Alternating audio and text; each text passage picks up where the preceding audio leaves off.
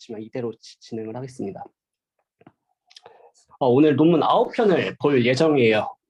2020년에 나온 DETR부터 지난달에 나온 아카이브 논문까지 9편을 보겠습니다. 뒤로 갈수록 조금씩 짧아져요. 먼저 프리리미너리인데 FASTER RCNN이나 잠시만요. 마우스 좀 연결할게요. FASTER RCNN이나 욜로와 같은 컨벤셔널 메소드는 덴스 프레딕션이라고 부르고요. DETR부터 본격적으로 연구가 진행이 된 엔드-투-엔드 메소드는 스파스 프레딕션 또는 셋 프레딕션이라고도 부릅니다. 덴스 프레딕션은 너무나도 잘 아시겠지만 앵커들이 프리디파인이 되어 있고요. GT박스가 있으면 하나의 GT박스는 여러 개의 앵커로 어사인이 됩니다. 그래서 필연적으로 네트워크의 아웃풋 자체는 왼쪽과 같이 중복이 많이 되어 있는 형태로 아웃풋이 나오게 됩니다.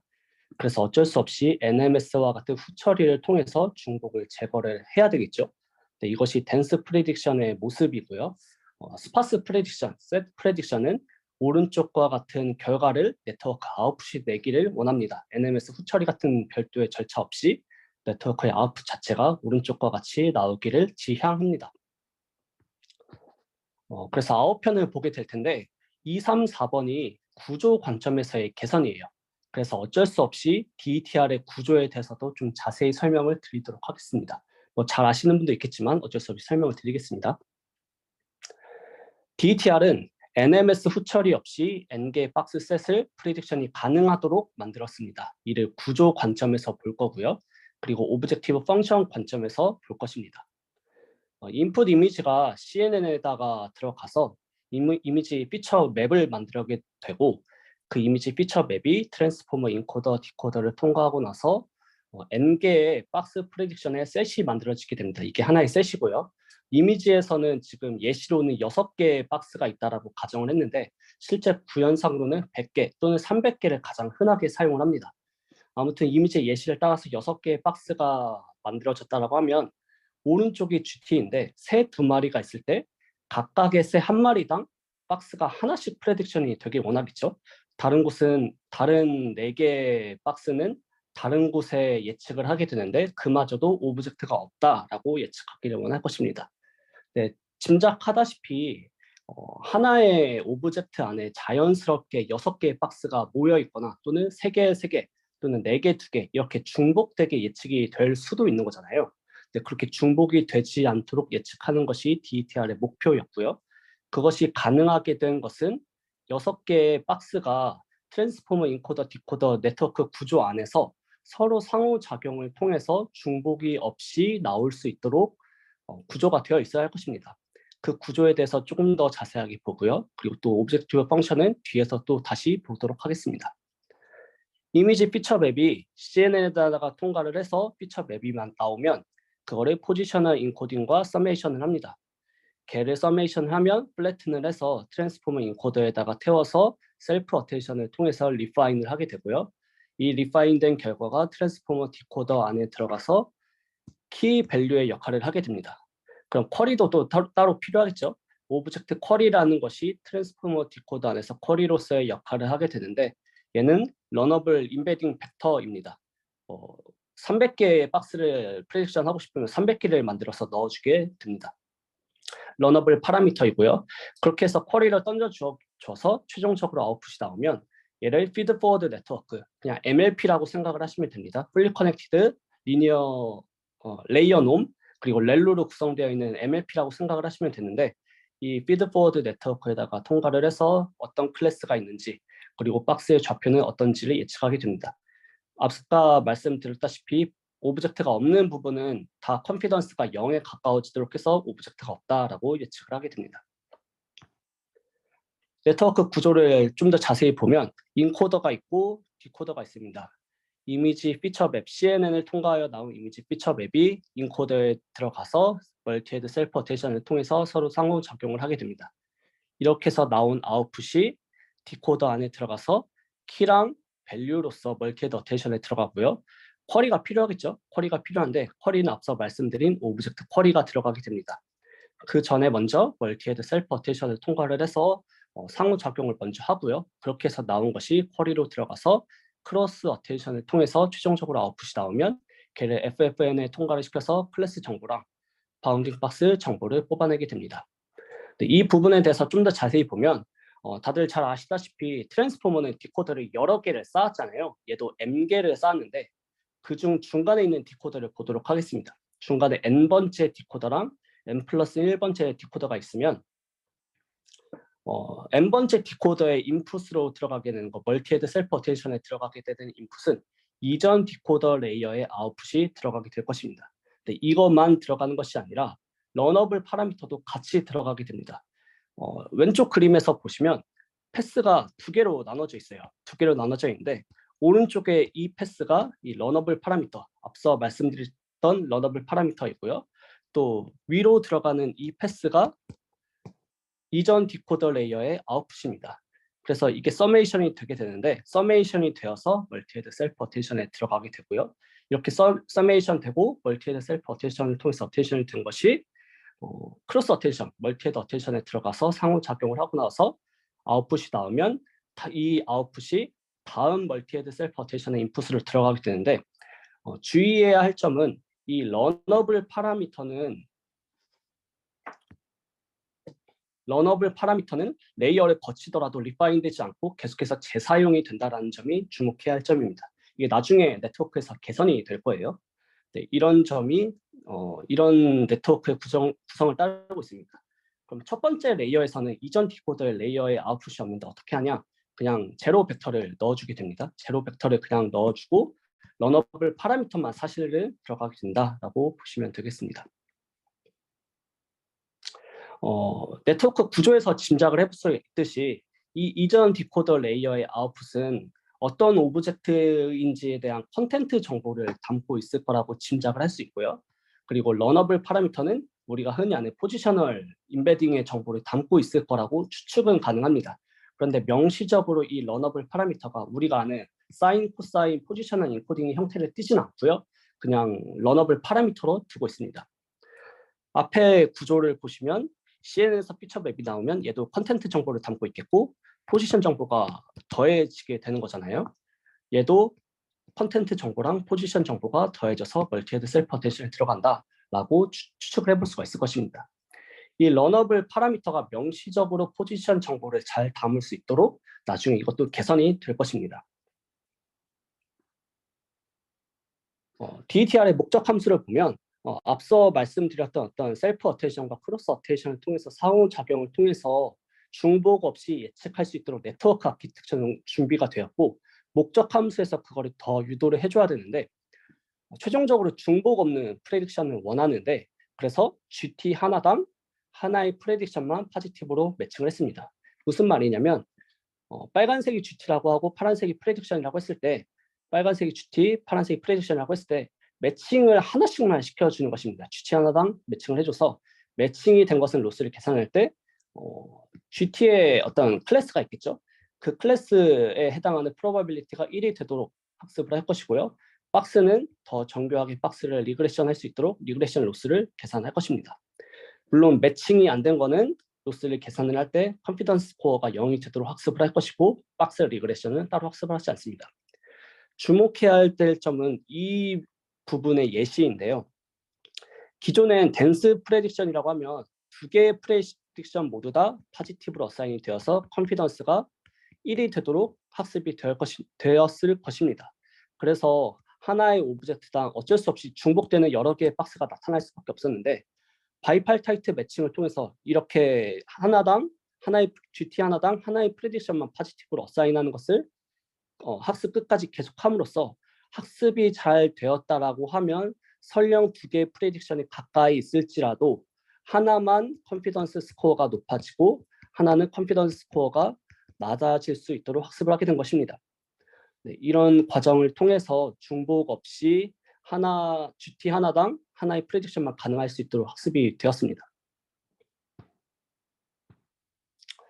물론 이 바이팔타이트에도 문제점이 있어서 나중에 5번부터 9번까지는 이런 문제점을 지적하는 논문인데 이건 나중에 보도록 하겠습니다. 혹시 여기까지 DETR 구조에 대해서 혹시 질문이 있으실까요?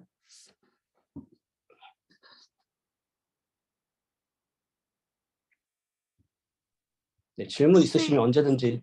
네, 저 질문해도 될까요? 네. 네, 저 그 혹시 바이팔타이즈 매칭을 할 때, 그 1대1로 매칭이 되는 기준을 아마 말씀해 주신 것 같은데 제가 놓쳐서 어떻게 매칭이 일어나나요? 제가 그걸 말씀 안 드렸는데, 유사도를 계산할 때, 뭐, 포칼 로스랑 에런 로스, GIU 로스의 웨이티드 썸으로 유사도를 계산합니다. 그래서 간단하게 말씀을 드리면, 실제 우리가 사용하는 로스가 있을 거잖아요. 로스가 가장 낮은 것으로 매칭을 한다라고 생각을 하시면 되겠습니다.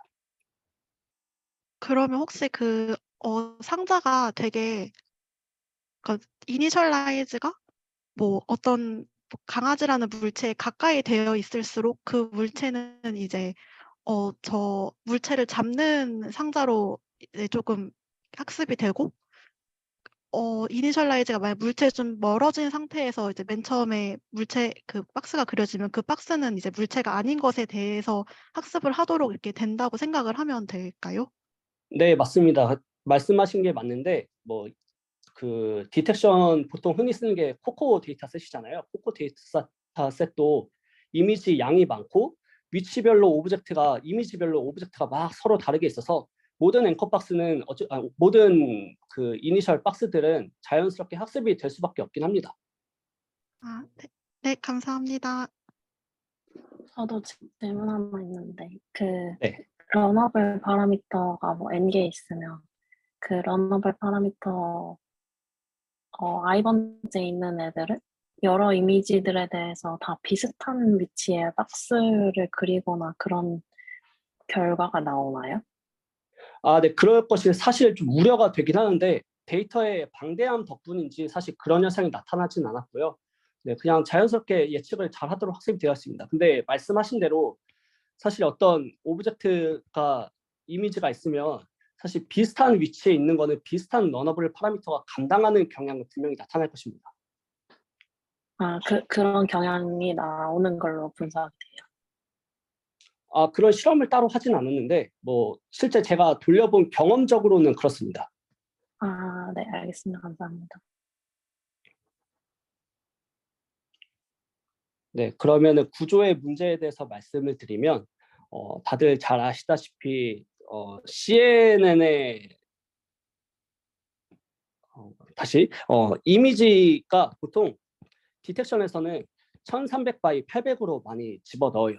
그러면은 CNN을 통과를 시키면 보통 16분의 1로 다운샘플링이 되거나 32분의 1로 다운샘플링이 되는데 그랬을 때 나오는 토큰의 개수는 대강 25 곱하기 40 또는 45 이렇게 돼서 토큰이 보통 1000개 이상이 됩니다. CNN은 마지막에 피처 맵을 뽑아내게 되면 1000개 정도의 토큰이 되게 되는데 이 당시까지 디텍션에서 되게 성능 높이는 효과적인 툴로서 정설로 여겨졌던 게 CNN은 마지막 피처 맵뿐만이 아니라 중간 피처 맵도 뽑아서 같이 사용을 하는 피처 피라미드가 성능 향상에 크게 도움이 된다는 것이 이 당시까지는 정설이었었습니다. 그런데 맨 마지막 피처만 뽑아도 1000개가 되면 중간 피처까지 다 뽑아내면 보통 10,000개, 최소 10,000개, 그래서 많게는 25,000개의 토큰이 생길 수가 있거든요. 걔를 트랜스포머 인코더에다가 다 넣기에는 토큰이 너무 많아지게 됩니다. 그래서 이 트랜스포머 인코더를 도입을 하다 보니까 어쩔 수 없이 CNN의 중간에 아웃풋은 못 쓰고 다운샘플링이 많이 된 마지막 피처맨만 사용이 가능하다는 점이 단점이었습니다. 그래서 그게 낮은 성능의 주요 원인 중에 하나였고요. 또 하나는 인코더에서 멀티헤드 셀프 어텐션이 있을 것이고요. 디코더에서도 뭐 크로스 어텐션이 있을 거잖아요. 크로스 어텐션과 멀티헤드 셀프 어텐션에 참여하는 토큰이 1000개 이렇게 되다 보니까 소프트맥스 값에 부정적인 영향을 줍니다. 실제 유의미한 피처들에 대해서 소프트맥스 값이 높아져야 되는데 개수가 많다 보니까 자연스럽게 소프트되는 현상들이 나타나게 되고요. 그래서 그 값이 낮아지는 것이 문제였고 또 하나는 백워드를 해서 그라디언트를 계산을 할 때 그 값의 영향을 받을 수밖에 없는데 그 값들이 낮아지다 보니까 백워드 해서 업데이트를 할 때 업데이트가 잘 안 되더라라는 것에 대해서 지적을 합니다. 그래서 CNN은 중간 피처를 못 쓴다라는 것이 낮은 성능의 원인이 되고 토큰의 개수가 너무 많다라는 것이 메모리 이슈도 되고 또 소프트맥스로 인해서 수렴 속도가 너무 느리다라는 것을 문제로 삼습니다. 그래서 이 당시에 처음 DETR이 나왔을 때는 500의 폭까지 학습을 시켜야지 꽤 그럴듯한 성능이 나왔습니다. 그래서 2번부터 4번은 구조 관점에서 개선을 말씀을 드리겠습니다. 먼저 디포머블 DETR인데 샘플링 기법을 도입을 했어요. 샘플링 기법을 도입을 해서 토큰의 개수를 줄이다 보니까 여러 계층의 피처 맵을 사용이 가능했고요. 그것을 통해서 성능을 높였고 또 샘플링을 통해서 셀프 어텐션에 참여하는 쿼리 키 밸류의 개수를 줄였습니다. 그래서 이걸 통해서 수렴 속도를 빠르게 했습니다. 결과를 먼저 요약해서 보면 DETR이 있고 디포머블 DETR이 있을 때 왼쪽 위로 가면 성능이 높아지고 빨리 학습이 된다는 건데 가로축이 에폭입니다. 그래서 500 에폭을 학습을 시키면 43.6이 나오는데 50 에폭만 학습을 해도 43.8 비슷한 수준으로 결과가 나오더라라는 것을 확인했습니다. 최종 성능도 훨씬 더 높기도 하고요. 이것이 어떻게 가능하게 되었냐면 디포머블 어텐션이라는 것을 제안을 했습니다. 디포머블 어텐션이 트랜스포머 인코더랑 디코더에 비슷한 방식으로 적용이 되는데 나눠서 설명을 드리겠습니다. 먼저 트랜스포머 인코더의 경우에는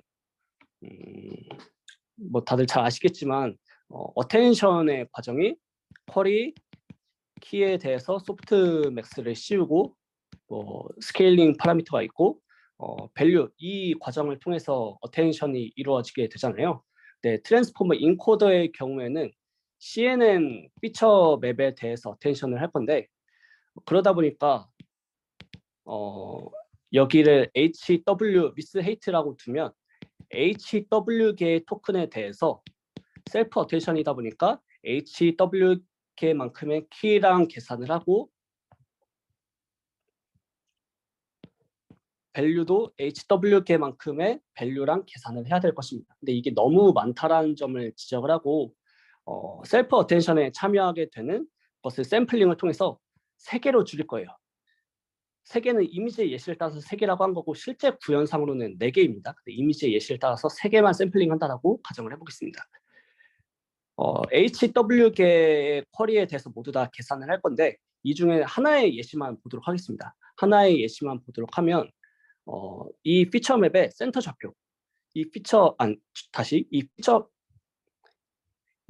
벡터의 센터 좌표를 레퍼런스 포인트라고 부를 것이고 이 센터 좌표의 주변에 있는 3개의 샘플만 샘플링을 할 것입니다. 그것을 레퍼런스 포인트라고 부르고요.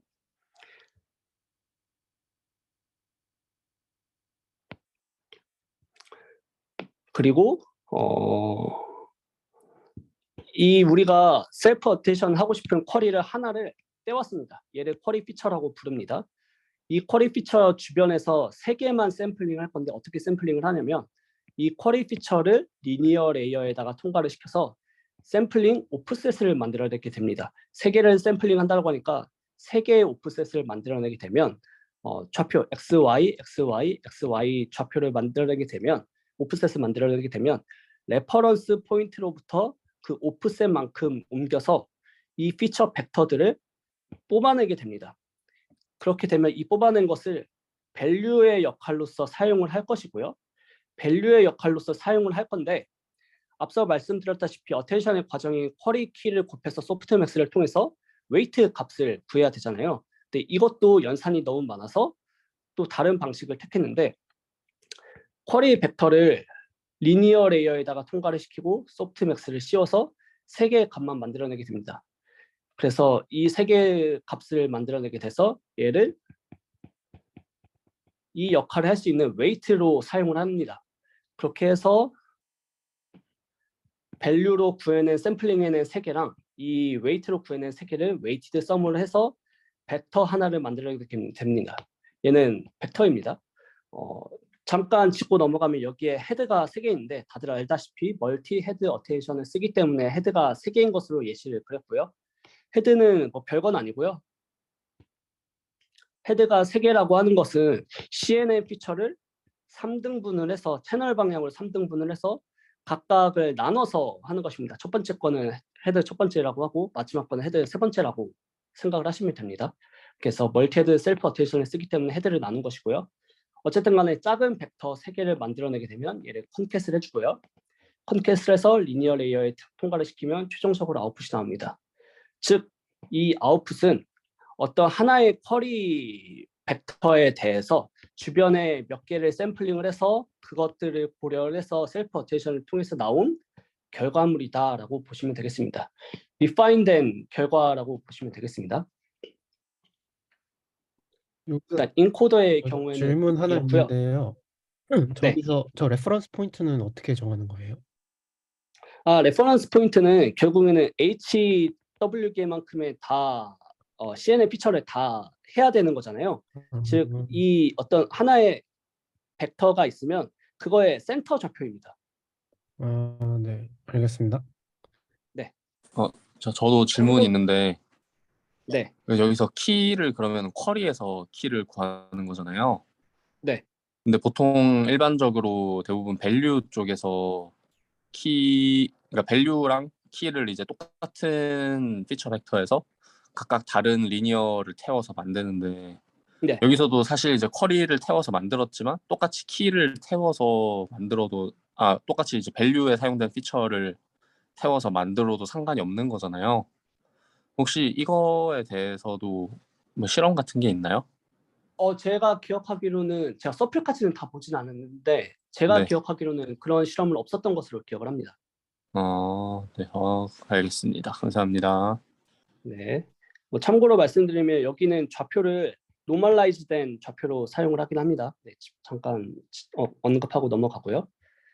디코더의 경우에도 결국에는 맥락은 비슷한데 일단 러너블 파라미터를 통해서 셀프 어텐션 하는 것까지는 DETR과 동일합니다. DETR과 동일하고 여기에서부터가 달라지는데 크로스 어텐션 하는 부분부터 달라지는데 여기에도 쿼리 피처는 있을 것입니다.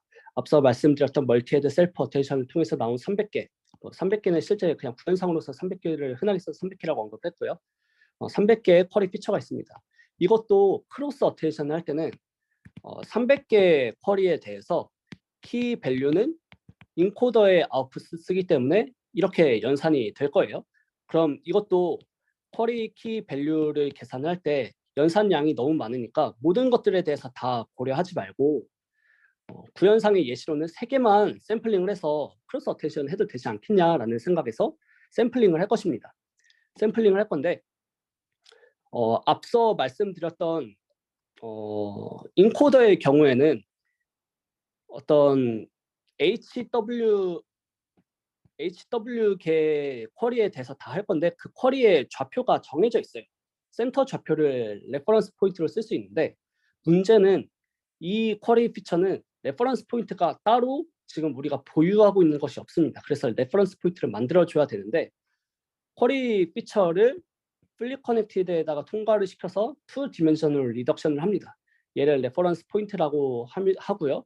쉽게 생각하면 이 쿼리 피처를 위해서 크로스 어텐션을 할 때 어디 주변에서 어디 주변에서 샘플링을 할 것이냐를 나타내는 좌표라고 생각하시면 되겠습니다. 샘플링을 하는 기준 좌표입니다. 기준 좌표가 만들어졌으면 이 기준 좌표로부터 샘플링을 해야 될 오프셋을 또 만들어야 되는데 마찬가지로 리니어 레이어에 통과를 시켜서 오프셋을 만들어내게 됩니다. 오프셋을 만들어내게 되면 인코더의 아웃풋을 리쉐입을 해서 원래 CNN과 같이 피처맵을 구성을 하고 어떤 레퍼런스 포인트 주변에서 크로스 어텐션을 할 키 밸류를 뽑아낼 수 있습니다. 여기서 정확하게는 밸류를 뽑아내는 것이고요. 레퍼런스 포인트 주변에서 밸류를 3개를 뽑아내게 되고 마찬가지로 쿼리랑 키를 곱해서 웨이트를 구해내야 되는데 이 웨이트를 구해내는 과정도 앞에서 말씀드렸던 인코더와 마찬가지로 리니어에 통과를 시키고 소프트맥스를 씌워서 3개의 값을 만들어내서 웨이트 값을 만들어내게 됩니다. 그래서 이거 2개를 웨이티드 썸을 해서 최종적으로 벡터를 만들게 되고 컨캐슬 해서 리니어 레이어에 통과를 시켜서 아웃풋을 만들어내게 됩니다. 여기서 추가로 하나 더 짚고 넘어가야 될 점은 아웃풋이 만들어지게 되면 피드 포워드 네트워크에 통과한 바운딩 박스를 만들어내게 되는데 이 지점은 DETR과 좀 다릅니다. 피드 포워드 네트워크에다가 통과를 시키면 DETR의 경우는 아웃풋 자체가 그냥 박스 좌표입니다. 아웃풋 자체를 그냥 박스 좌표로 사용을 하는데 디포머블 DTR부터는 좀 차이가 있는 게 아웃풋으로 나온 것이 박스의 오프셋입니다. 박스의 오프셋이어서 레퍼런스 포인트랑 서메이션을 해줘서 최종 박스의 좌표가 나오게 됩니다. 그래서 나오는 좌표는 박스의 오프셋이고 위스 헤이트는 그대로 오프셋이 아니라 그냥 그 값을 그대로 사용을 합니다. 뭐 정리하면 나오는 것은 센터 좌표의 오프셋과 WH 값이 아웃풋으로 나온다라는 것을 말씀드릴 수 있겠습니다. 이렇게 해서 뭐 정리를 하자면 샘플링을 조금만 해서 사용을 하기 때문에 다양한 계층의 피처 맵에서 샘플링을 할 수가 있고요. 샘플링을 해서 셀프 어텐션에 참여하는 쿼리키 밸류의 개수가 줄었기 때문에 수렴 속도가 빠르게 되었다라는 것을 디포머블 DTR에서는 컨트리뷰션으로 주장을 합니다.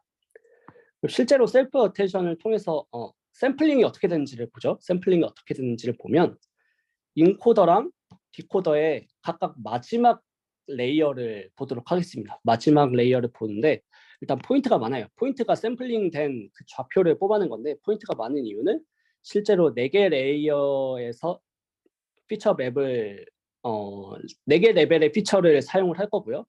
그리고 멀티헤드 어텐션에서 헤드의 개수가 8개여서 총 32개 정도의 박스 샘플링을 하기 때문에 포인트가 많고요. 초록색 크로스가 레퍼런스 포인트입니다. 어떤 레퍼런스 포인트가 주어졌을 때 실제로 오브젝트 주변에서 보고 있다는 것을 알 수가 있습니다. 뭐 나름 리즈너블하죠. 예상되는 문제는 어떤 이미지가 있을 때 엄청 큰 오브젝트가 있다라고 했을 때 정말 뭐 다양하게 보는가 뭐 이런 것들이 궁금하긴 한데요. 이런 것에 대해서는 예시를 보여주진 않고 그냥 이 정도의 예시만 보여주고 있습니다. 아무튼 간에 리즈너블하게 샘플링을 해서 보고 있다라는 것을 알 수가 있고 디코더의 경우에도 레퍼런스 포인트가 있을 때 그 주변에서 좀 리즈너블하게 보고 있다라는 것을 정성적으로 이렇게 보였습니다. 저 질문 있는데 그 디코더의 레퍼런스 포인트는 그 러너블 벡터를 2차원으로 했을 때 나오는 그 포인트가 맞나요? 네, 맞습니다. 아, 네.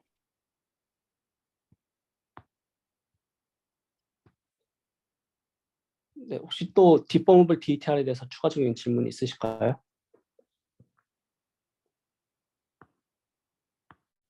네, 있으면 언제든지 질문 주시고요. 끝나고 질문 주셔도 좋습니다. 다음에 컨디셔널 DTR을 보면 이것도 DTR 대비 수렴 속도는 빨라졌다는 것을 강점으로 보고 있고 DTR과 컨디셔널 DTR을 비교를 했을 때 더 빨라졌고 더 높아졌다라는 것인데 뭐 막간을 이용해서 비슷한 시기에 나왔던 것이라서 비교를 해보면 디포머블 DTR도 50의 폭에서 43.8 얘는 50의 폭에서 43.8 조금 차이가 있는 거 얘는 밸리데이션에서 실험을 했고 얘는 테스트 데브에서 실험을 했는데 뭐 대충 비슷합니다. DTR의 경우에도 뭐 0.3 정도 차이가 나는데 그냥 뭐 비슷하게 나왔다 정도만 보시면 되겠습니다.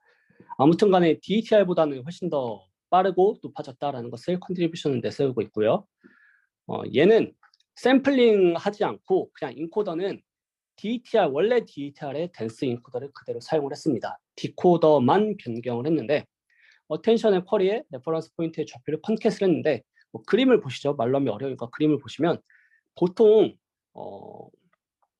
여기에서 포지션 정보랑 컨텐트 정보를 서메이션을 해서 보통 사용을 합니다. 포지셔널 인코딩을 사용할 때 서메이션을 하죠. 근데 여기서는 컨캣을 했어요. 컨캣을 했는데 그것에 대해서 좀 자세히 볼 건데 그 전에 하나 더 보죠. 또 하나 중요한 차이가 아까 DTR의 경우에는 오브젝트 쿼리가 포지션에 대한 정보를 가지고 있을 거라고 추측은 하지만 명시적으로 우리가 실제로 포지션 정보를 잘 드러내는 어떤 사인, 코사인, 포지셔널 인코딩을 사용을 하진 않았잖아요. 근데 얘네는 그 사인, 코사인, 포지셔널 인코딩을 도입을 했습니다. 어떻게 도입을 했냐면 디포머블 DTR처럼 오브젝트 쿼리를 풀리 커넥티드에 통과시켜서 2D 코디네이트 임베딩으로 만들고요. 얘를 시그모이드를 씌워서 0에서 1 사이에 어떤 좌표계로 변환을 합니다. 그 다음에 0에서 1 사이에 좌표계로 나왔으면 얘를 포지셔널, 사인, 코사인, 포지셔널 인코딩으로 만들어서 좌표를 명시적으로 표현을 했습니다. 이렇게 좌표가 명시적으로 표현이 됐으면 보통 얘를 서메이션을 하게 되는데 서메이션을 하지 않고 컨캣을 했다는 것이 차이입니다. 왜 컨캣을 했냐면 오리지널 DTR과 비교를 해보겠습니다. 좀 수식이 복잡해 보일 수 있는데 천천히 설명을 드리겠습니다. C는 컨텐트를 나타내고 P는 포지션을 나타냅니다. 그리고 아래첨자 Q는 쿼리, 아래첨자 K는 키를 나타냅니다. 이거를 그림과 매칭을 시켜보면 보통 컨텐트 정보는 어떤 오브젝트인지에 대한 정보를 담고 있는 것인데 쿼리의 컨텐트는 이 디코더 임베딩으로부터 나온 셀프 어텐션을 통과시켜 나온 결과물을 말합니다. 이쪽 패스가 CQ일 거고요. 그리고 포지션, 쿼리 쪽의 포지션은 사인, 코사인, 포지셔널 인코딩을 만든 이 패스를 말하는 것입니다. 보통 원래 DETR에서는 서메이션 했죠. 그리고 키 쪽에서 컨텐트랑 포지션을 보면 이쪽에서는 인코더의 아웃풋 쓰게 되는데 인코더의 컨텐트 임베딩, 인코더의 아웃풋이죠. 얘가 컨텐트 키이고요. 그럼 포지션 키는 얘에 대한 포지셔널 임베딩이 있을 텐데 이쪽입니다. 이거 두 개를 보통은 서메이션을 해서 사용을 했었습니다. 그렇게 해서 어떤 하나의 스칼라 값이 나오게 되는데 얘를 계산하기 전에 먼저 분배를 먼저 해보면 수식이 이렇게 나오는데 얘를 보면 컨텐트끼리 곱을 했고 포지션끼리 곱을 했습니다. 이거는 그럴듯한 결과라고 볼 수 있습니다. 근데 문제는 서로 의미가 맥락이 일치하지 않는 컨텐트랑 포지션에 대한 것들을 같이 곱을 해줬다는 것이 문제라고 얘기를 합니다. 그래서 본인들은 이 의미 없는 것들이 연산에 포함되는 것을 배제하고 디스인탱글이 되어 있는 것들끼리만 연산을 하고자 컨캣을 했다라고 사용을 하는데 컨캣을 하면 왜 이렇게 연산이 되는지 그냥 간단하게만 보면 이거를 칼럼 벡터라고 보겠습니다. 다 칼럼 벡터입니다. 컨캣을 하게 된다는 것은 컨텐트 쿼리랑 포지션 쿼리를 컨캣한 거죠. 그냥 긴 칼럼 벡터 마찬가지로 키 컨텐트랑 포지션 컨텐트를 컨캣을 해서 긴 칼럼 벡터를 만들게 되면 연산을 하게 되면 그냥 자연스럽게 CQ 트랜스포즈 CK 플러스 PQ 트랜스포즈 PK가 나오게 됩니다. 그냥 이 연산이 나오게 되는데 그냥 요약해서 말씀드리면 컨캣을 하고 나서 연산을 하게 되면 이렇게 나온다라는 것입니다. 나름대로 의미가 있는 리즈너블해 보이는 얘기인 것 같습니다. 그래서 이렇게 해서 컨캣을 해서 성능 향상에 도움이 되었다라고 주장을 하고 있습니다. 근데 문제가 있는데 문제는 조금 이따가 다시 말씀을 드리겠습니다. 또 두 번째는 원래 DETR에서는 요 패스가 없었어요. 그냥 오브젝트 쿼리만 서메이션 해줬었는데 디코더 임베딩에서부터 하나의 패스가 더 생겼어요. 이 피드포워드 네트워크를 통해서 어떤 정보를 주입을 해주고자 하는 건데 어떤 정보를 주입을 해주냐면 이쪽 패스에서는 실제로 레퍼런스 포인트에 대한 정보가 잘 담겨져 있을 거예요.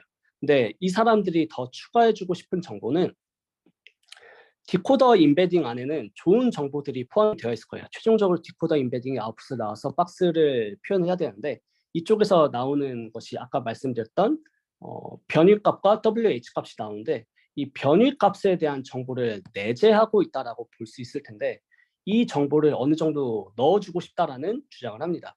그래서 얘를 피드포워드 네트워크에다가 통과를 시켜줘서 동일하게 사인 코사인과 같은 256 차원의 어떤 벡터로 만들어주게 되고요. 얘를 곱해줌으로써 레퍼런스 포인트에 대한 정보뿐만이 아니라 디스플레이 모드 또는 오프셋에 대한 정보도 같이 넣어줬다. 그랬더니 성능 향상에 크게 도움이 되더라라는 것을 주장을 하고 있습니다.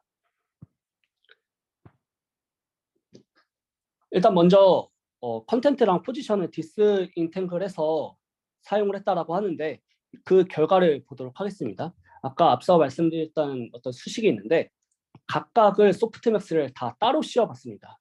하나 소프트맥스를 씌워서 어텐션이 어떻게 되는지를 봤는데 어떤 하나의 GT에 대해서 어텐션이 된 결과를 보면 아까 말씀드렸다시피 헤드를 보통 8개를 쓰거든요. 멀티헤드 어텐션에서 8개를 쓰는데 이 중에 5개만 비주얼라이제이션 했습니다. 3개는 그냥 중복이 되어서 비주얼라이제이션 안 했다고 하고 5개만 비주얼라이제이션 했는데 실제로 포지션에 대한 거를 보면 박스의 익스트리미티를 잘 표현을 하더라라는 것을 얘기합니다. 박스의 좌표들과 센터 좌표를 표현을 하는 것을 확인할 수 있었고 어텐션이 컨텐트는 실제로 자전거임을 볼 수 있는 것들을 잘 어텐션 하더라라는 것을 주장을 합니다.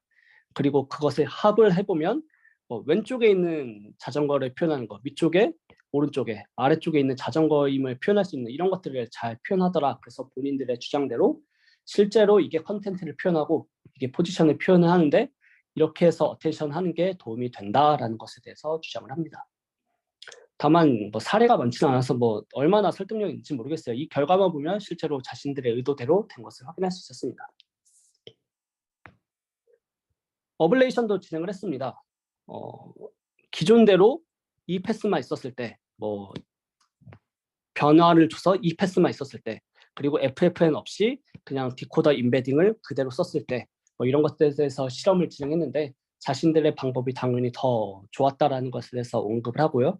중요한 실험이 하나 없다라고 생각을 하는데 이게 문제라고 생각을 하는데 제가 제일 궁금했던 것은 컨캣을 했을 때랑 서메이션을 했었을 때의 성능 차이가 제일 궁금했었습니다. 뭐 말하는 것에 대해서는 리즈너블하다고 생각을 했는데 그게 실험 결과로 이어지는지가 제일 궁금했는데 문제는 이런 실험은 없었던 것으로 보입니다.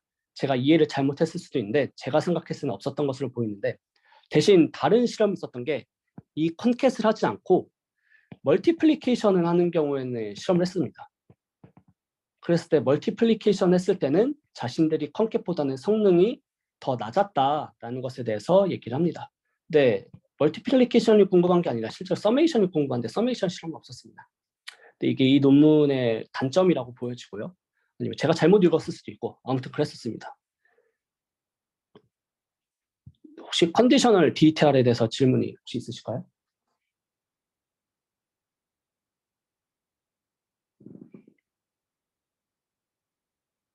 네, 없으면 뎁 DETR로 넘어가겠습니다. 점점 짧아지게 될 텐데 일단 컨디셔널 DETR에 개량을 했고요. 그리고 러너블 레퍼런스 포인트를 도입을 했습니다. 무슨 말이냐면 컨디셔널 DETR과 DETR까지는 러너블 벡터를 뒀었어요. 컨디셔널 DETR에는 명시적으로 이거를 레퍼런스 포인트로 만들어서 사인, 코사인, 포지셔널 인코딩으로 만들었었죠. 근데 이렇게 하지 말고 이런 벡터를 두지 말고 더 그냥 명확하게 러너블 쿼리 자체를 박스에 X, Y, W, H의 좌표를 두자라는 것을 제안을 합니다. 그렇게 됐을 때 장점은 이 논문에서 주장하는 장점은 컨디셔널 DETR까지는 이 레퍼런스 포인트를 계속 재사용을 했어요. DETR의 경우에도 러너블 쿼리를 계속 재사용을 했고요. 근데 본인들의 방법에서는 얘를 리파인해서 사용을 할 수 있다라는 것에 대해서 장점으로서 언급을 합니다. 이것이 첫 번째 장점이고요.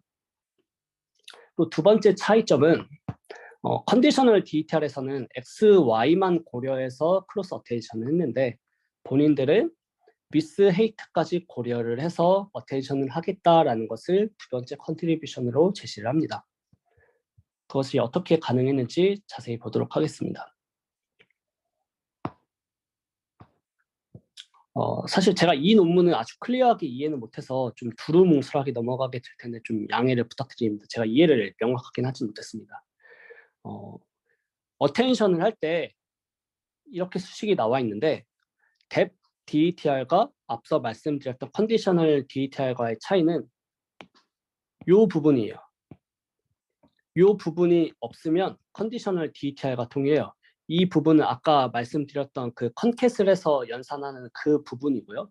그 부분에다가 어떤 위스 헤이트 값을 곱해주게 된 건데 왜 이런 짓을 했냐면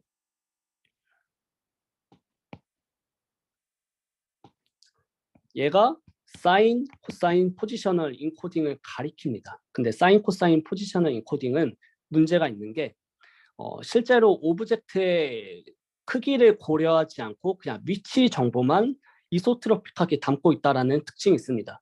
그런데 오브젝트 디텍션에서는 어떤 좌표뿐만이 아니라 오브젝트의 크기도 중요할 텐데 그 크기까지 고려한 사인, 코사인, 포지셔널 인코딩을 만들면 더 어텐션하는 데 도움이 되지 않겠냐라는 생각으로 W 값과 H 값을 곱해주게 됩니다. 제가 이해하지 못한 부분은 왜 레이쇼 형태로 했는지는 제가 클리어하게 이해는 하지 못했는데 그냥 요지는 사인, 코사인, 포지셔널 인코딩을 만들 때 위스, 헤이트까지 고려를 해서 사인, 코사인, 포지셔널 인코딩을 만들자라는 것이 골자였었습니다. 그래서 토이 이그젬플로 보면 보통 어떤 사인, 코사인, 포지셔널 인코딩을 보면 이렇게 이소트로픽하게 나오는 것에 반해서 위스를 3배를 곱해주게 되면 위스가 더 반영된 사인 코사인 포지셔닝 코딩이 나오고 h를 곱해주게 되면 h가 반영된 이소트로픽하지 않은 사인 코사인 포지셔닝 코딩이 나옵니다. 이렇게 했더니 성능이 더 높아지더라라는 것을 주장을 합니다. 그래서 컨트리뷰션은 이 앵커 자체를 쿼리로 뒀다. 두 번째, 그래서 리파인을 했다. 세 번째, WH를 고려해서 사인 코사인 포지셔닝 인코딩을 만들었다라는 것이 컨트리뷰션입니다. 다만 실제로 이 리뷰를 아이클리어여서 리뷰를 보게 되면 좀 지적이 있습니다. 어떤 지적이 있냐면 이 좌표가 리파인 되는 것이 마치 본인들이 처음 제시한 것처럼 얘기를 했는데 사실은 제가 앞서 디포머블 DETR 자세히 설명드리진 않았지만 이게 디포머블 DETR입니다. 디포머블 DETR도 좌표가 리파인이 되는 형태이긴 합니다. 레이어를 거칠수록 리파인이 되는 구조이긴 합니다. 그래서 본인들이 주장했던 컨트리뷰션은 사실은 좀 약해지는 면이 있습니다. 또 어떻게 통과했는지는 잘 모르겠는데 서플리멘터리에 이런 차이에 대해서는 명시를 해놓고 있습니다. 아무튼 간에 처음 리파인을 제시한 것은 아니고요. 디포머블 DETR에서 이미 했다라는 것을 말씀을 드리고요. 그럼에도 불구하고 디포머블 DETR과 큰 차이가 있는 게 디포머블 DETR도 레퍼런스 포인트를 만들고 걔는 리파인을 하는데요. 러너블 쿼리 자체는 계속해서 재사용을 합니다. 그런데 얘네는 러너블 쿼리 자체를 리파인 한다라는 점은 차이가 있습니다. 좌표는 리파인을 하지만 쿼리 자체는 리파인 하지 않고 재사용한다. 그런데 얘네는 쿼리 자체를 계속해서 리파인 한다. 라는 점이 차이라고 할 수 있겠습니다.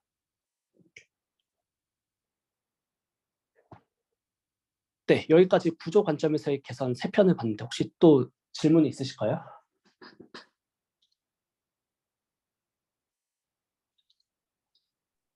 그러면 혹시 그 컨디셔널 DETR에 비해서 데브 DETR의 달라진 점은 그냥 제가 잘 모르는 거긴 한데 그냥 그 전에는 어떤 리프레젠테이션에서 X, Y, WH를 가져왔다면 dev은 그냥 리프레젠테이션 벡터를 사용하지 않고 바로 그냥 앵커 박스만을 학습하게 했다 정도일 것 같은데 요게 네.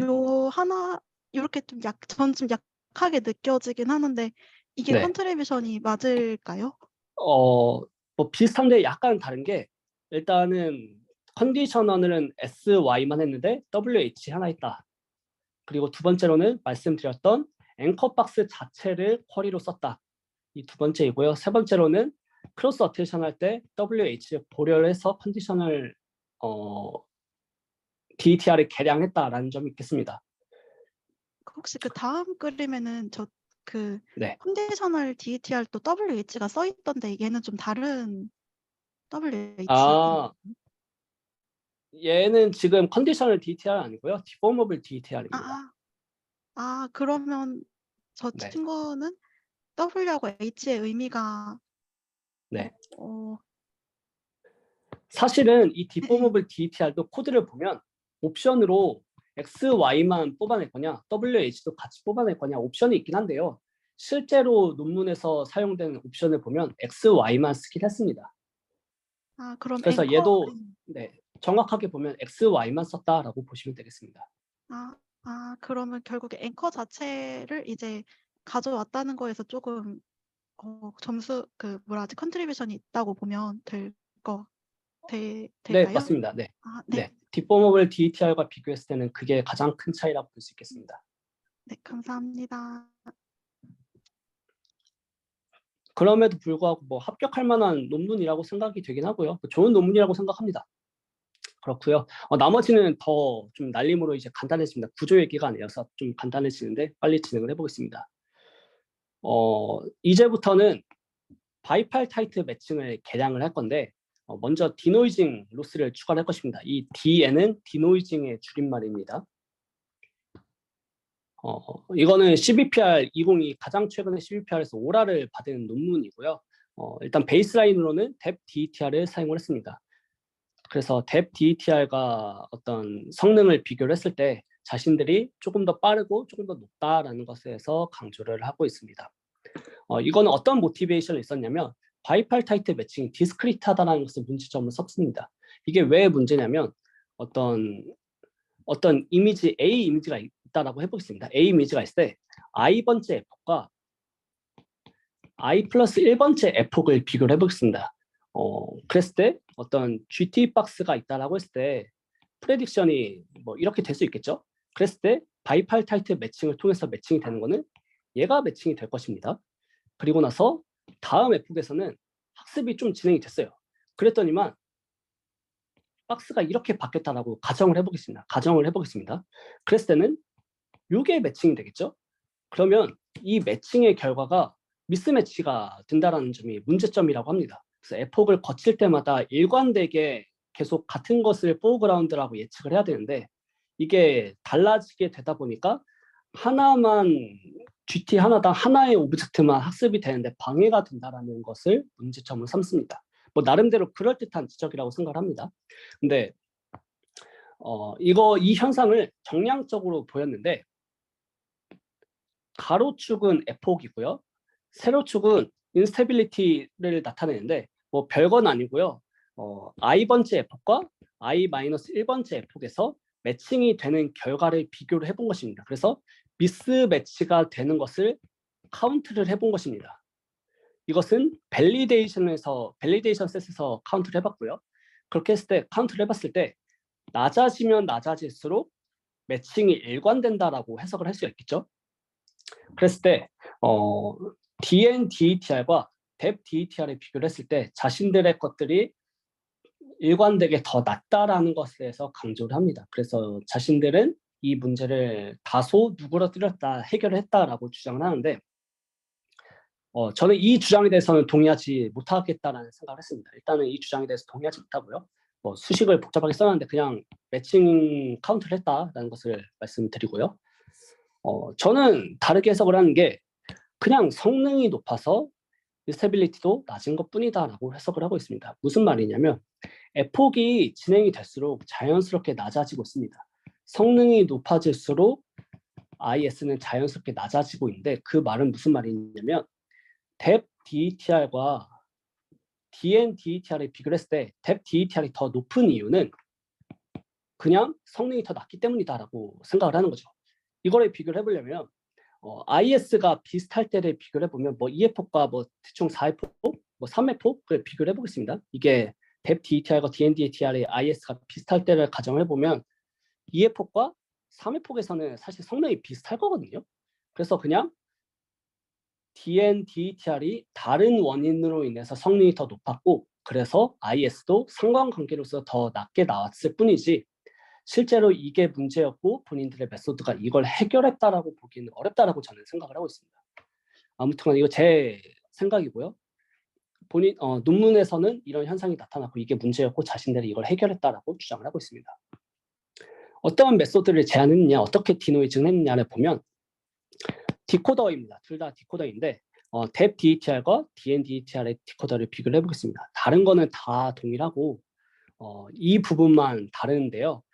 이 부분을 보면 기존에는 디코더의 아웃풋을 썼습니다. 첫 번째 레이어라면 제로 벡터를 썼고요. 그 이후부터는 디코더의 아웃풋을 썼고 여기서는 클래스 레이블 임베딩이라는 것으로 변경이 됐고 인디케이터라는 게 추가가 됐습니다.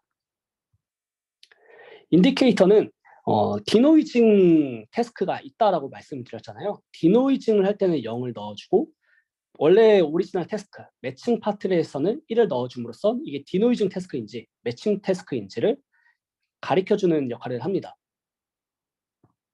그리고 클래스 임베딩 먼저 보기 전에 러너블 앵커를 먼저 보게 되면 매칭을 할 때는 기존의 DEP DETR과 마찬가지로 러너블 앵커를 넣어주게 됩니다. 그리고 디노이징을 할 때는 GT박스에다가 노이즈를 섞어서 그거를 넣어주게 됩니다. DEP DETR의 어떤 아키텍처를 잘 활용을 했죠. 이렇게 해서 노이즈를 섞은 GT박스를 좌표로 넣어주게 됩니다. 그리고 클래스 레이블 임베딩이 중요한데 보통 어떤 클래스 정보는 인티저 형태로 뭐 4다 또는 뭐 8이다 뭐 이런 식으로 나와 있잖아요. 근데 어떤 인티저 값으로 넣어줄 수가 없어요. 왜냐하면 디코더의 아웃풋의 형태는 벡터 형태인데 그 벡터 형태를 맞춰줘야 되는 거죠. 그래서 그 벡터 형태를 맞춰주기 위해서 어떤 트릭을 썼는데 첫 번째 레이어라고 가정을 해보겠습니다. 첫 번째 레이어라고 가정을 해보면 원래 매칭 파트에는 어떤 러너블 벡터를 그대로 넣어줍니다. 원래는 제로 벡터를 넣어주게 되는데 여기에서는 러너블 벡터를 넣어주게 됩니다. 매칭 파트에서는. 그리고 디노이징 파트에서는 어떤 노이즈가 섞여 있는 어떤 클래스가 있을 때 그 클래스 인덱스를 이용해서 러너블 벡터를 가져오게 됩니다. 가령 원래 GT가 4였는데 뭐 노이즈 섞어서 뭐 0번째 클래스라고 노이즈가 섞여 있다라고 하면 이 얘를 가져오게 되고 뭐 1번째 노이즈라고 하면 두 번째 걸 가져오고 뭐 이런 식으로 노이즈 인덱스로 인해서 벡터를 가져오게 됩니다. 그럼 쉐이프도 동일하고 구분될 수 있는 인베딩으로 할 수가 있겠죠. 네, 이런 식으로 러너블 인베딩을 선언을 해서 이 러너블 인베딩을 이용해서 클래스 레이블 인베딩을 구성을 했습니다. 물론 다음 두 번째 디코더부터는 그냥 디코더의 아웃풋을 사용을 했고요.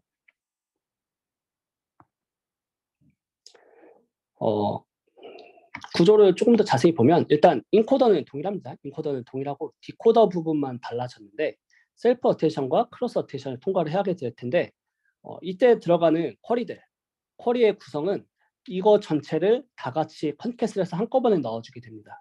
얘가 300개, 얘가 GT 박스의 개수만큼 있는데 그룹, 이거는 노이즈를 그냥 랜덤하게 섞어주다 보니까 그룹을 여러 개를 만들 수 있겠죠. 그래서 그룹의 개수만큼 넣어주게 돼서 총 쿼리의 개수는 이만큼을 디코더의 쿼리로서 넣어주게 됩니다.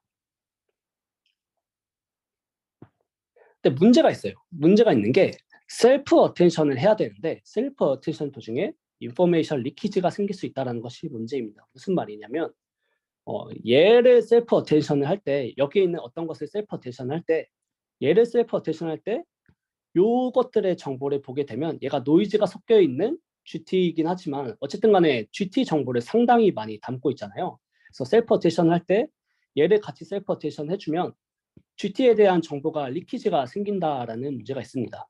그래서 그냥 단순한 트릭을 하나 적용했는데 뭐 어텐션 마스크라는 것을 도입했는데 그냥 쉽게 말씀을 드리면 셀프 어텐션을 할 때는 얘를 셀프 어텐션을 할 때는 얘만 볼 수 있도록 하고 디노이징 그룹 0번째 셀프 어텐션을 할 때는 디노이징 그룹 0번째랑 이 원래 매칭 파트에서의 이 쿼리들만 어텐션 할 수 있습니다. 왜냐하면 이거에 대한 정보는 리키지가 되어도 GT에 대한 정보가 없기 때문에 다만 디노이징 그룹 0번째를 셀프 어텐션 할 때는 다른 그룹의 쿼리들을 하진 않습니다. 이거는 막아줍니다.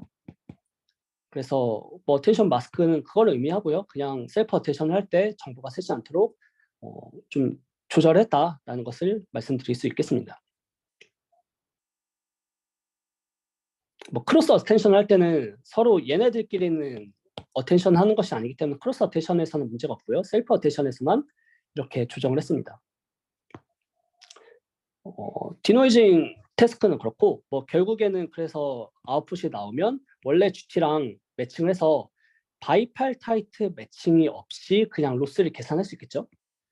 얘네는 원래 태스크대로 헝가리안 바이팔타이트 매칭해서 로스를 계산했고요. 그래서 이런 리컨스트럭션 로스를 통해서 얘는 바이팔타이트 매칭에서 어떤 미스매치가 있을 수가 있는데 이 리컨스트럭션 로스는 미스매치 없이 그냥 1대1로 대응이 되는 거니까 항상 일관되게 1대1 매칭이 되는 것이니까 이런 불완전한 면이 없어졌다. 그래서 자신들의 방법에는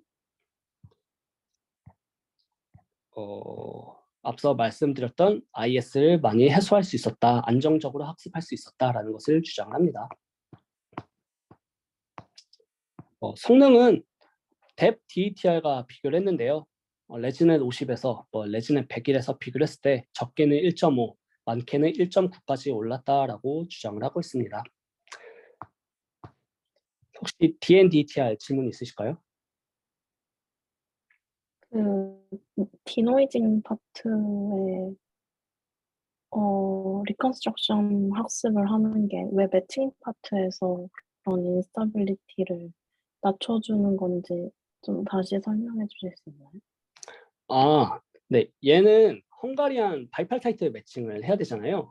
근데 바이팔타이트 매칭을 할 때는 에폭별로 일관되지 않게 매칭이 되는 면이 있어요. 그렇겠죠. 일관되지 않게 매칭이 되는 면이 있는데 얘는 바이팔타이트 매칭을 하지 않고 맨 왼쪽에 있는 거는 맨 왼쪽에 있는 거랑 리컨스트럭션 하면 되니까 바이팔타이트 매칭처럼 일관되지 않은 매칭이 없어지게 되는 거죠. 그냥 이거는 무조건 일관되게 하나의 그냥 1대1 매칭이 되게 되는 거여서 그냥 이것으로 인해서 그 인스테빌리티가 낮아졌다라고 주장을 합니다. 사실 저는 이것에 대해서 동의하지 않습니다. 왜냐하면 뒤에서 다시 설명을 드릴 수 있을 것 같습니다.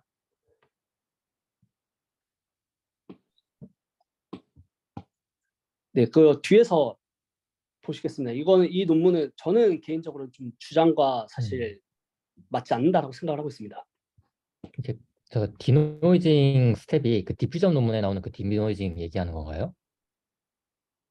제가 사실 디퓨전 잘 몰라서 잘 모르겠습니다.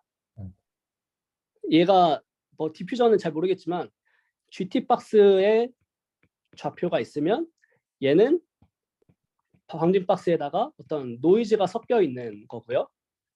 얘가 얘로 따라갈 수 있도록 로스를 계산하는 거죠. 아, 알겠습니다. 네, 사실 제가 디퓨전을 잘 몰라서 그렇고요. 1시간 거의 다 돼가네. 얼른 해보겠습니다. 여기서부터는 완전 날림이에요. 그 다음에 다이노라는 논문이 나왔고 아이클리어 지금 리뷰 중인 것에 나왔는데 레이팅이 8885예요. 굉장히 높죠. 근데 DNDETR과 일조자가 동일해요. 네, 그게 참 개인적으로 부럽다는 생각을 했습니다. 네, 그렇고요. 성능을 보면 DNDETR에 대비해서 성능이 많이 올랐어요. 많이 올랐는데 어떤 거 쓰는지 보겠습니다. 그냥 뭐 사실 설명드릴 게 별로 없어요. 컨트라스티브 디노이징이라는 것을 만들었어요. 뭐냐면 디노이징을 계량을 한 건데 디노이징 할 때 노이즈를 섞어서 걔를 리컨스트럭션 하는 것은 디노이징 DNDETR에서 있었습니다. 근데 거기에서 네거티브 오브젝트가 없다라는 것은 디노이징 할 때 태스크에 없었는데 여기서는 노이즈를 조금 섞었을 때는 리컨스트럭션 하도록 하고 노이즈를 많이 섞었을 때는 오브젝트가 아니기 때문에 얘는 오브젝트가 아니다라는 것을 추가를 했습니다. 그래서 하이퍼 파라미터를 하나 더 두고 노 오브젝트라는 개념을 추가를 했습니다. 그래서 컨트라스티브라는 것을 추가를 했고요. 그래서 이거는 디노이징을 계량을 했다라고 보시면 되겠고요. 그리고 네트워크를 계량을 했습니다. look forward once라는 게 있었는데 look forward twice로 바꿨더니만 성능이 올랐다. 이것도 네트워크 계량인데 생략을 하겠습니다. 또 네트워크 계량이 있었습니다. 가장 초창기에 나왔던 DETR과 디포머블 DETR에서부터 했던 어떤 쿼리 셀렉션이 있는데 자신들은 다른 것들은 다 B를 따르고 있었는데 그 이후로부터는 자신들을 두 개를 섞었다. 그랬더니만 성능이 올랐다. 그래서 네트워크를 잘 계량을 했다라는 것을 주장을 합니다. 그래서 리뷰 내용을 보면 노벨티가 낮다라는 지적을 많이 합니다. 리뷰 레이팅이 되게 높음에도 불구하고 노벨티는 낮다. 그러나 적절히 잘 계량을 해서 성능이 효과적으로 많이 높아졌다라는 것을 강점을 세워서 레이팅이 이렇게 높았습니다. 그래서 성능을 보면 많이 올랐긴 하고요. 그래서 좋은 논문이라고 생각합니다. 제 생각에도 좋은 논문이라고 생각을 하는데 아무튼 간에 잘 효과적으로 계량을 한 논문입니다. 그래서 이건 두 개는 한 세트라고 보시면 되겠고 그 다음에 새 논문도 사실상 논문이 다 동일해요. 다 동일해서 그냥 짧게 짚고 넘어갈 수 있을 것입니다. 뭐냐면 바이팔타이트 매칭에서는 파지티브가 적다라는 문제가 있어요. 무슨 말이냐면 어떤 이미지가 있을 때 GT가 두 개가 있다라고 하면 어떤 프레딕션은 300개가 있는 거잖아요. 근데 그 중에서 파지티브로 어사인이 되는 거는 단 두 개예요. 단 두 개만 파지티브고 나머지는 다 네거티브로 되는 거죠. 파지티브의 개수 자체가 너무 적고 다양하지 못하다라는 것을 문제점으로 지적을 합니다. 그래서 파지티브의 개수를 늘려보고 다양하게 만들어보자라는 것이 새 논문의 공통점인 컨트리뷰션입니다. 어떻게 하냐면 원래 오리지널 DETR에 디코더가 있어요. 디코더가 있는데 여기서는 그룹 DETR에서는 그룹이라는 것을 만들어요. 뭐냐면 디코더에서 쿼리로 러너블 파라미터가 있을 거잖아요. 이 러너블 파라미터를 K개를 만들어요. 얘네는 다 다른 겁니다. 다르게 이니셜라이제이션해서 다른 것들을 가리키도록 만들어요. 그렇게 해서 디코더 안에서 다 패럴럴하게 연산을 합니다. 셀프 어테이션에서 상호작용 안 하고요. 다 패럴럴하게 포워드를 합니다. 그 다음에 원투원 바이팔타이트 매칭을 해서 GT를 학습을 합니다. 다 개별적으로 학습하겠죠. 그럼 여기에서 학습하는 거랑 왼쪽에서 학습하는 거랑 오른쪽에서 학습하는 것이 다를 거예요. GT는 동일하게 있을 텐데 러너블 쿼리가 다르기 때문에 뭐 다를 것입니다. 그래서 파지티브의 개수를 늘렸고 또 다양하게 만들었습니다. 다양하게 만들었다는 점이 이 논문에서 성능이 향상되었다는 주된 주장입니다. 실험을 엄청나게 했더라고요. 뭐 DNDTR, 뭐 DepDTR, 다이노 뭐 다 실험했는데 일관되게 성능이 높아졌다라는 것을 주장을 하고 있습니다. HDTR이라는 것이 또 같은 달에 나왔어요. 같은 달에. 다른 때 나온 거 아니고 같은 달에 나왔는데 H는 하이브리드 매칭입니다. 똑같아요. 그냥 거의 완전히 동일한데 디코더가 원래 있어요. 원래 300개의 쿼리가 그대로 있고 또 다른 브랜치, 트레이닝 할 때만 쓰는 브랜치. 앞에서도 다른 브랜치는 트레이닝 할 때만 썼습니다. 트레이닝 할 때만 쓰는 브랜치를 하나 더 만들어서 쿼리를 또 복사 붙여서 다시 랜덤하게 이니셜라이즈해서 또 만듭니다. 근데 여기서의 특징은 뭐 300개를 쓸 수 있는데 실제로는 5배 늘려서 1500개를 해요. 그리고 GT 개수도 늘리는데 GT 개수는 그냥 카피 페이스트해서 5배로 늘립니다. 이미지로 보시면 어떤 GT가 있으면 사실은 동일한 위치에 GT가 5개가 있는 셈이죠. 그렇게 함으로써 어떤 프레딕션이 있을 때 원래는 이 중에 하나만 어떤 파지티브로 매칭이 됐었는데 다양한 박스들이 다양한 프레딕션들이 다 파지티브로 매칭이 되게 됩니다. 그래서 얘도 파지티브의 개수를 늘렸고 다양성도 확보를 했습니다. 이렇게 해서 다양성을 확보한 파지티브를 넣어서 학습할 때만 사용을 했더니 성능이 대폭 오르더라라는 것을 주장을 합니다. 이 논문은 디포머블 DTR에서 주로 실험을 하고요. 이 디포머블 DTR에 300개의 쿼리가 있는데 자신들의 하이브리드 브랜치를 만들어서 300개에다가 1500개를 학습할 때 썼는데 인퍼런스 할 때는 당연히 얘가 없어질 테니까 플롭스는 동일하겠죠. 플롭스는 동일할 텐데 FPS도 당연히 동일할 거고요. 성능은 많이 향상이 되더라라는 것을 주장을 합니다. 다만 단점은 트레이닝 시간이 30% 이상 증가를 했습니다. 이것이 단점이고요. 하나 추가로 더 실험을 한 게 이 대거 표시가 있는 거는 얘네는 학습할 때는 1800개를 쓴 거잖아요. 그래서 얘는 쿼리 자체를 1800개를 이용해서 학습을 해봤습니다. 다만 차이가 있다면 얘네는 GT를 카피 페이스트를 해서 뭐 실제로는 6배가 된 거죠. GT가 6배가 된 것에 반해서 얘는 GT를 카피 페이스트를 안 해서 그냥 1배로 둔 것입니다. 그랬을 때 GT를 카피 페이스트를 한 것이 실제로 성능이 더 높았다. 그리고 나중에 이 하이브리드 브랜치는 없앨 거기 때문에 플롭스도 더 적더라라는 것을 주장을 하고 있습니다. 사실 두 논문은 똑같죠? 똑같은 논문이라고 생각을 할 수 있겠습니다. 마지막, 지난달에 나온 코어 디포머블 DTR인데 아마 코가 콜라보 뭐 이런 종류였었던 것 같습니다. 이것도 거의 동일한데 일단 디코더 부분은 동일하게 있습니다. 인코더는 그대로 쓰고요. 원래 디코더 부분은 그대로 사용을 합니다. 디코더 부분은 그대로 사용을 합니다. 그 다음에 또 추가로 어떤 브랜치를 만들었는데 이 브랜치는 어떤 네트워크는 설명을 하지 않겠습니다. 네트워크를 통과를 해서 원투매니 레이블 어사이먼트를 씁니다. 여러분들이 많이 들어보셨을 ATSS나 아니면 레티나넷 이런 것에서 매칭을 하는 방법을 도입을 해서 실제로 앵커가 300개밖에 없지만 뭐 이런 방법을 통해서 매칭을 하고 매니 투 원 매칭을 통해서 로스를 계산했다. 그랬더니만 성능이 더 많이 오르더라라는 것을 주장을 합니다. 실험을 보면 뭐 컨디셔널 DTR, 뎁 DTR, 디포멀 DTR에서 K는 요 매니 투 원 브랜치의 개수를 말합니다. K가 1일 때는 ATSS만 추가를 한 것이고 K가 2일 때는 ATSS 플러스 레티나넷을 추가를 한 것입니다.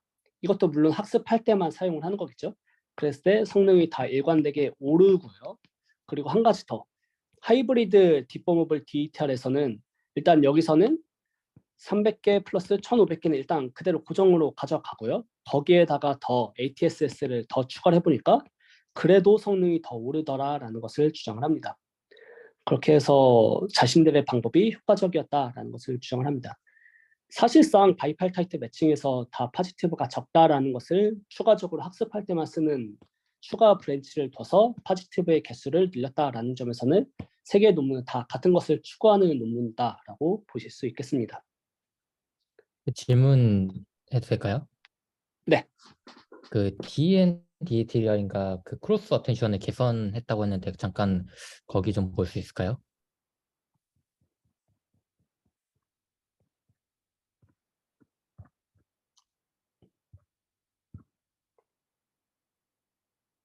DNDTR 질문하려는 게 맞나요? 네, 그 크로스 어텐션을 개선할 때 DTR이랑 디포머블 DTR의 그 장점을 합쳐서 개선했다고 했던 부분이요. 아,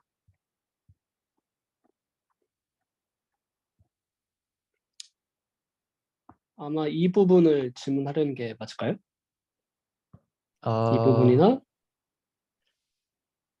여기 아닌데 잠시만요. 아까 DNDTR 아니면은 그 디노 쪽이었던 것 같은데 이건가? 아니다. 다음. 그 DTR과 디포머블 DTR의 크로스 어텐션을 개선하였다는 부분이 있었는데요. 여기가 아닌가? 아니면 제가 곧 연구실 갈 거거든요. 연구실에서 혹시 네네. 질문해도 될까요? 네. 네, 알겠습니다. 네. 그럼 거의 다 끝났기 때문에 일단 끝내고 또 연구실에서 또 더 디스커션 해보죠.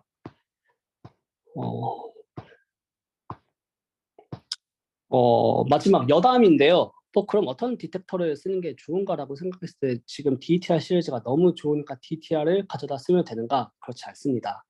네, 먼저 욜로 시리즈 먼저 써보세요. 네, 욜로 시리즈가 그냥 최고입니다. 욜로 사용에 문제가 있으면 그때 DTR 쓰든가 뭐 다른 걸 고려해보면 되는데 왜 그러냐면 V100에서 FPS를 측정을 해보면 V100에서 FPS는 욜로 시리즈 같은 경우에는 161, 뭐 36, 뭐 이렇게 나옵니다. 반면에 다이노나 디포머블 DTR 지금 숫자가 작아서 잘 안 보일 수도 있는데 14, 뭐 이렇게밖에 안 나옵니다. 거의 뭐 성능이 46, 50인데 14 나오는데 얘는 성능이 50인데 160, 뭐 거의 10배 차이가 나죠. 뭐 1대1로 비교하기 좀 그렇긴 한데 아무튼 간에 속도는 욜로가 훨씬 빠르고 성능도 훨씬 더 좋다. 그런데 욜로가 제한이 있으면 그때서 다른 거 써보기를 고려해 보시라라는 것을 마지막으로 여담으로 짚고 넘어가도록 하겠습니다. 일단 준비한 발표는 여기까지고요. 혹시 질문이 마지막으로 혹시 있으실까요? 저 하나 있는데 그 그룹 네. DTR에서 네. 포지티브 개수 늘려서 학습을 시킨다고 했는데 그 네. 포지티브 개수만이 문제인가요? 아니면 포지티브랑 네거티브의 비율은 똑같을 것 같은데 이 구조에서 그 네. 비율보다는 포지티브 개수를 늘리면은 해결이 되는 건가요? 네, 맞습니다. 이 논문의 주장에 따르면 레이쇼는 이 논문에서 다루고 있지는 않고요. 개수 자체를 늘려서 학습을 했더니 도움이 되더라라는 것을 메인 주장으로 삼고 있습니다. 네, 알겠습니다.